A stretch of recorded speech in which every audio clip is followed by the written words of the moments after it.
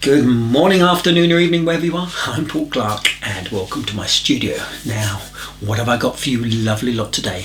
Well, it's another one in my inspiration series and we're going to be having a go at this lovely little landscape with an aqueduct. Now, it's based on the work of a painter whose name many of you will recognise, although you may not know the artist, and that's John Cotman. Now, he was an English landscape and marine artist born in Norwich in 1782, who painted in most mediums, but is probably best known for his watercolours. He was a contemporary of Turner, and they were known to have worked together when he moved to London. Now, like many artists of his time, he sold very little during his lifetime, and suffered from bouts of depression. He died far too early at the age of 60, but clearly he left his mark on the world of art. So, today's tutorial is a tribute to the great man and a chance to give an honest review on the paints which bear his name. So, come and join me and we'll paint this step by step together.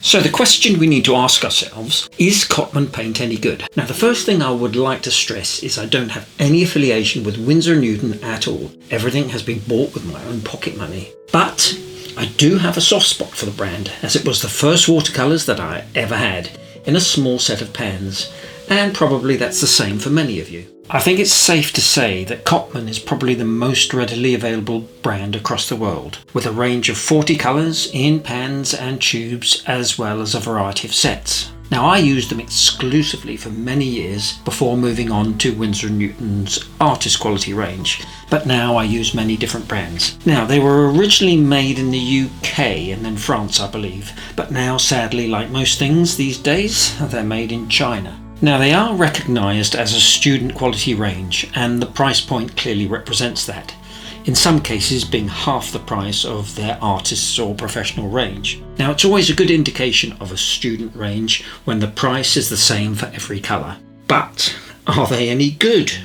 Now, here are 3 very early paintings of mine done entirely with Cotman paints. But do I feel differently about them now? I'm used to using better quality paints. Okay, so let's get back to the artist who these paints are named after. Now, I've had this book for many years and I've really loved his landscapes. Now, a lot of the images here are in black and white, but I think that's good as it can really help with establishing your tonal values. And you can see he was a real draftsman and all his compositions are carefully thought out.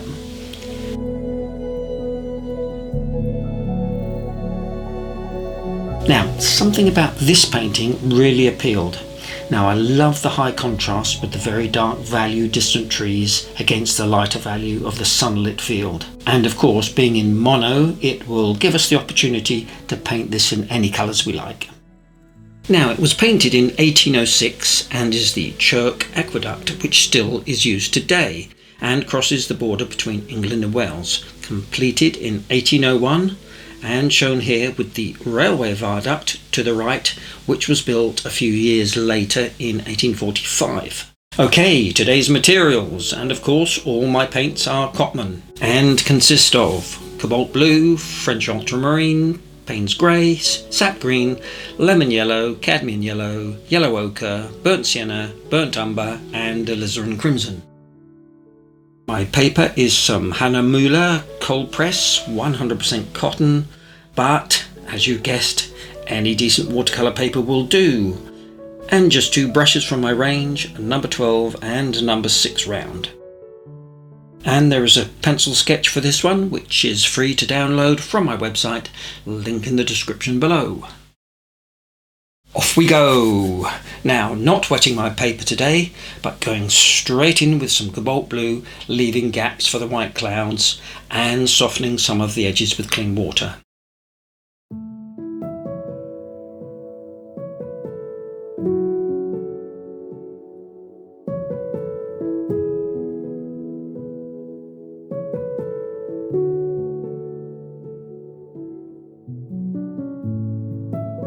So I'm going to use a touch of masking fluid just to mask out this little gate lock type thingy here. Make sure you clean your brush straight away when you're finished. It's horrible stuff.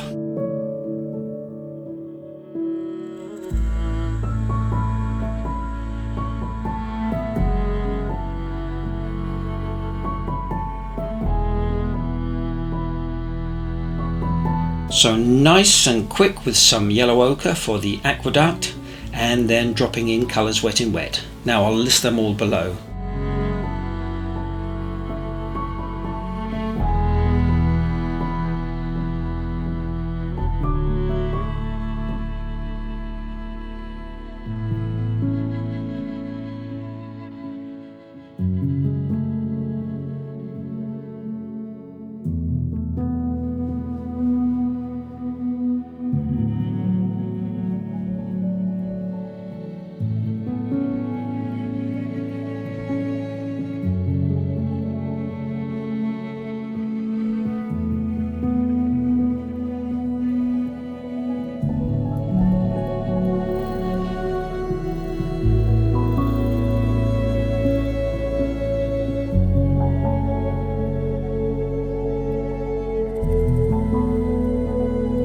So all my greens are mixing from my normal cadmium yellow and cobalt blue, but adding in some French ultramarine where necessary to get some extra granulating washes.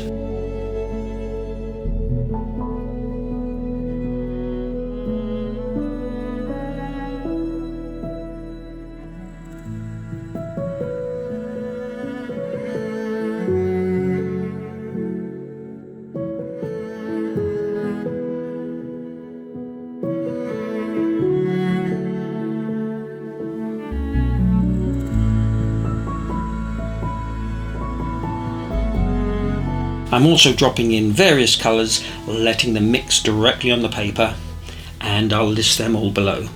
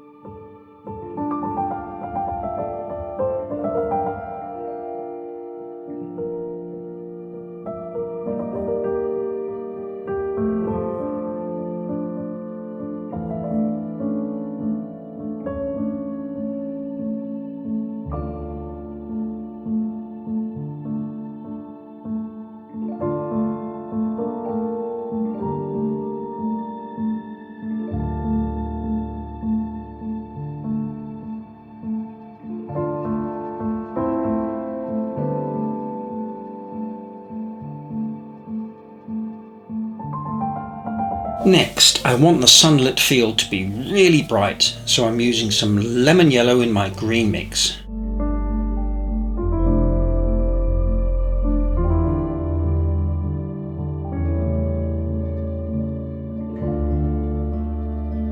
Back to the aqueduct now and painting in the shadow side.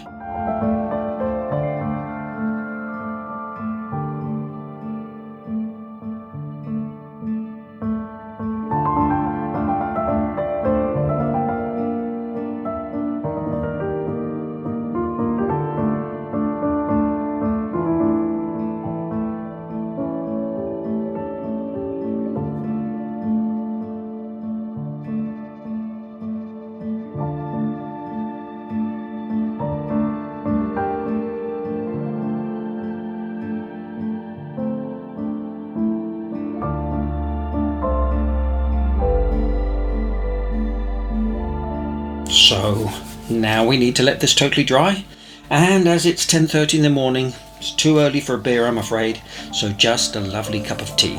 Oh, and a chocolate biscuit. Next for this lovely car shadow. Now I'm not entirely sure what it's the shadow from, but it's clearly in the original. I thought it may have been from the adjacent viaduct, but that wasn't built for another 40 odd years. But it's a nice feature, so it's going in. Just make sure that this wash is transparent enough to show the original wash through.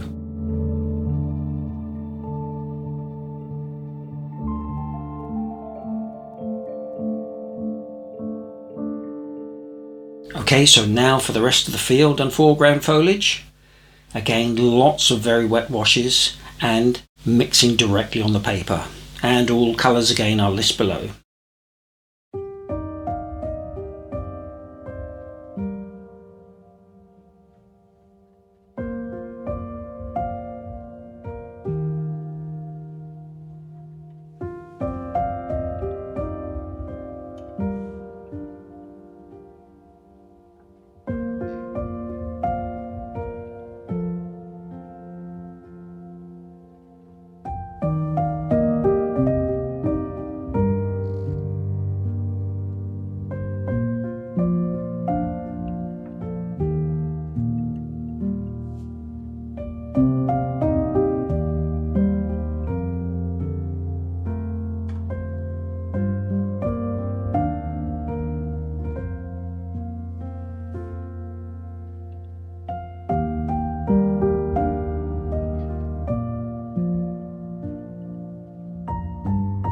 Next for some details, and I'm now using my number 6 brush.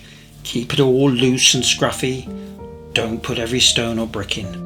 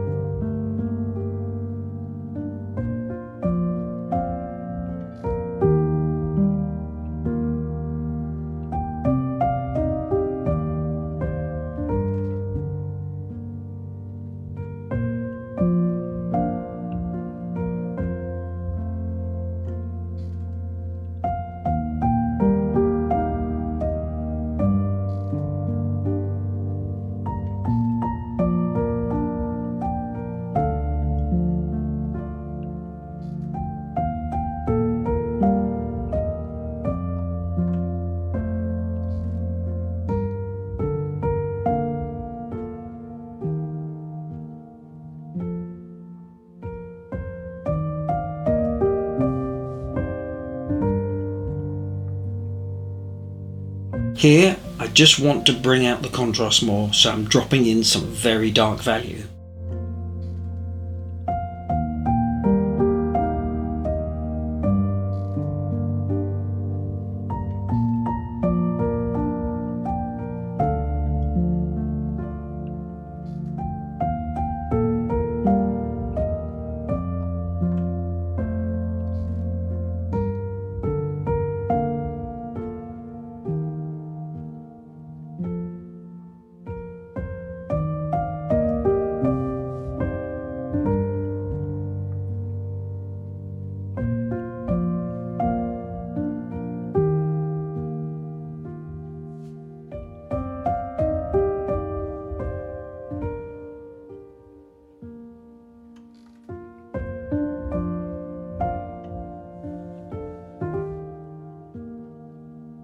Next, all my same green mixes and carefully painting around the foliage already there, and then dropping in some darker bluey greens on the underside.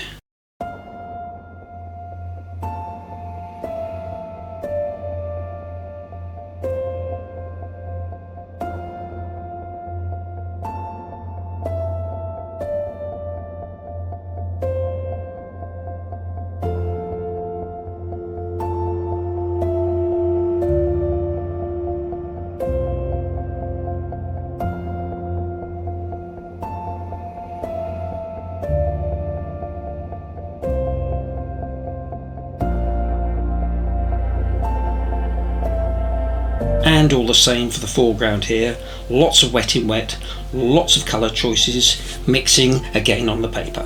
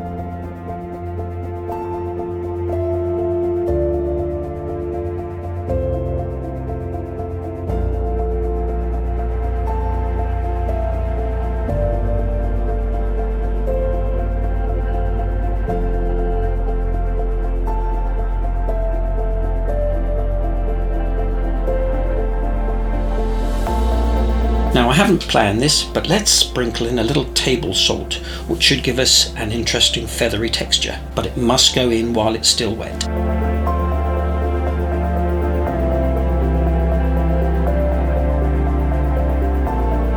Next for some splattering.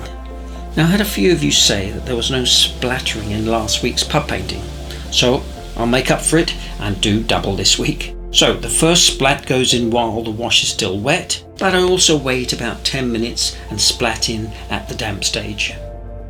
A nice bright green again here on the edge for a good strong contrast.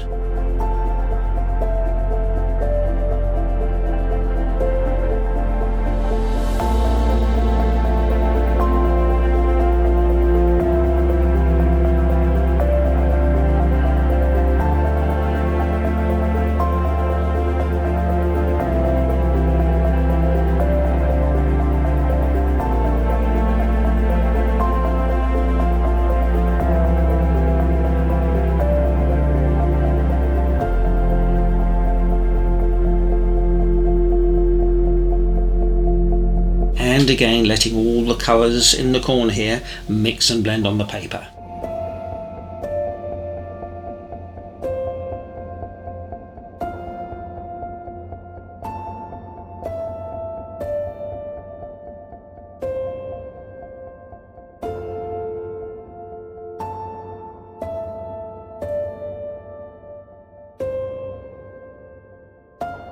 And how about a little more salt here in the corner?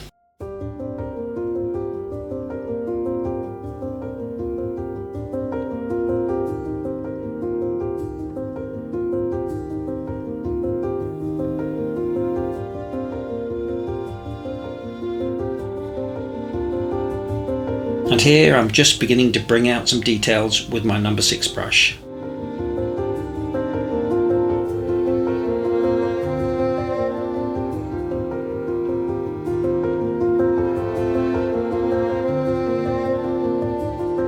Okay, so here is my opinion on the Cotman paints. Now, are artist grade paints better quality? And do they have better pigments and ingredients? Of course they do. It doesn't need me to tell you that you get what you pay for. But if you're on a budget or you're starting out, then these are perfectly adequate. In fact, in painting this picture, if I'm honest, I haven't felt a huge difference in these as some of the pricier brands that I use. It's all about what's best for you. Buying artist quality paints won't suddenly turn you into an artist. It's more about the learning process. However, I will say that this should be your starting level.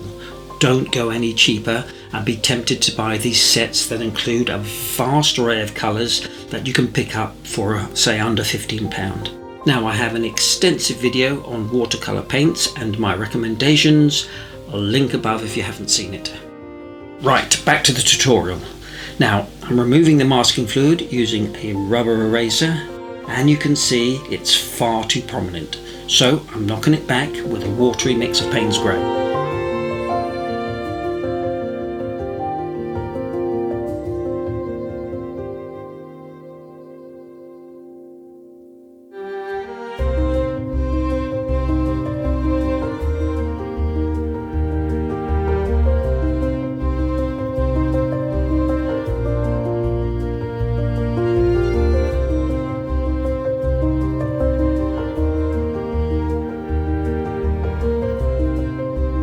And as it's probably made of wood, I'm just adding in a touch of yellow ochre.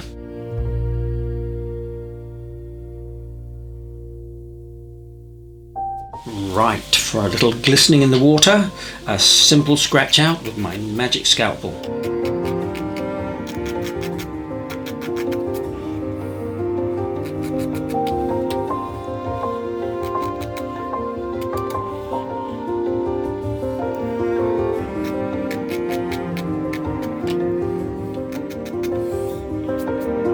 And then adding in a few little highlights with a yellowy green pastel pencil. And before anyone asks, no, I don't seal it with fixative. It's either straight in a frame if I like it, or in my drawer between sheets of lining paper.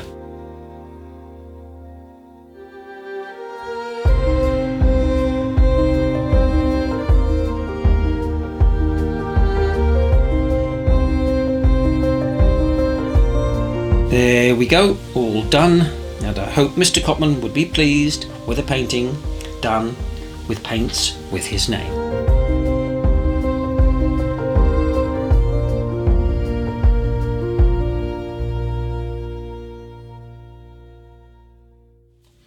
Well, I hope you enjoyed that as much as I did, and you'll give it a go. And you don't need Cotman paints to paint this, just use whatever you've got. And as I always say, please don't put pressure on yourself to paint a masterpiece every time. Just enjoy it, relax and have fun. And as ever, please don't forget to like. Subscribe if you haven't already, it is free. Leave a comment, I do read every single one. Can't always reply to them all. And of course, I look forward to seeing you all again next week for another Watercolour Wednesday. Cheers now, everyone.